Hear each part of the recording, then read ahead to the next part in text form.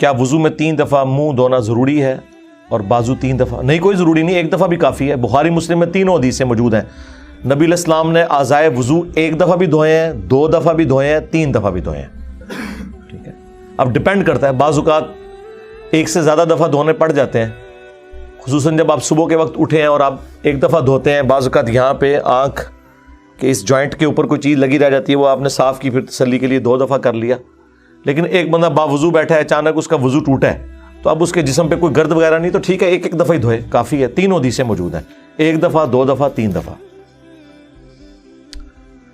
اگر باپ شراب پیے تو بیٹے کا باپ کو منع کرنا فرض ہے؟ جی منع کرنا ہے، کوئی لڑائی تو نہیں آپ نے کرنی۔ اگر تنگ آ کر منہ سے کوئی بات نکل جائے تو معافی مانگے جی۔ وہ قرآن میں آیا ہے کہ اگر کوئی اس طرح کا کام ہو جائے، سورہ بنی اسرائیل میں آیا ہے کہ ماں باپ کو اف تک نہ کہو، لیکن اگر کوئی بشری تقاضے کے تحت کوئی ایسا معاملہ ہو جائے گا تو اللہ تعالیٰ رجوع لانے والوں کی توبہ کو قبول کرتا ہے، لیکن وہ پھر آپ معافی مانگ لیں۔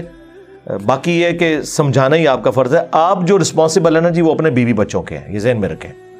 قرآن میں جو آیا نا حکم، وہ ہے قوا انفسکم واہلیکم نارا، بچاؤ اپنے آپ کو اور اپنے گھر والوں کو جہنم کی آگ سے۔ اسلام کی روح سے گھر والے جو ہیں وہ بیوی اور بچے ہوتے ہیں، ماں باپ گھر والے نہیں ہیں۔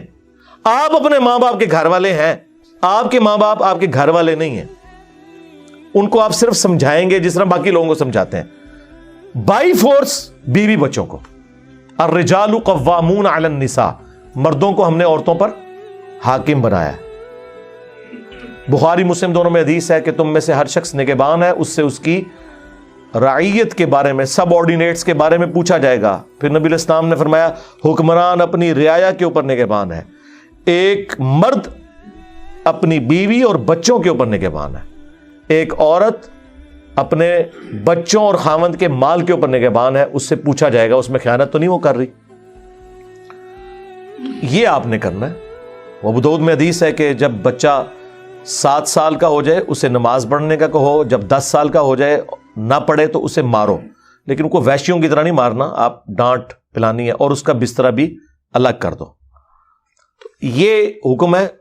اس طرح کا جو بائی فورس والا معاملہ ہے نا، وہ آپ کا بیوی بچوں کے اوپر ہے، وہ آپ آخری درجے تک کوشش کریں گے، لیکن اس میں بھی آپ نے یہ نہیں ہونا چاہیے کہ لوگ خود تو نماز پڑھتے نہیں ہیں اور بچوں کہتے ہیں نماز پڑھو۔